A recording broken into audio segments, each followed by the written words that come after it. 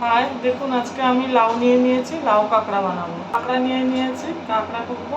কড়াটা আমার গরম হয়ে গেছে, আমি একটু সামান্য তেল দিয়ে দেবো।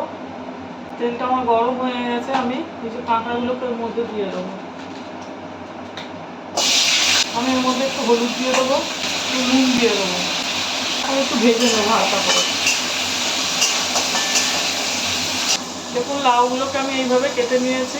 দেখুন কাঁকড়াগুলো আমার ভাজা ভাজা হয়ে গেছে। এবার এগুলোকে আমি নামিয়ে দেবো। কড়াই আমি তেল দিয়ে দেবো।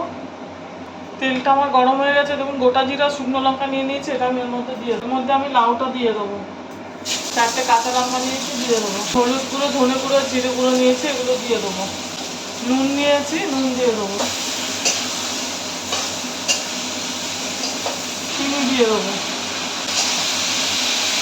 আমি একটু ঢাকা দিয়ে দেবো। লাউ দিয়ে আমার জল বেরিয়েছে, এর মধ্যে দিয়ে দেবো।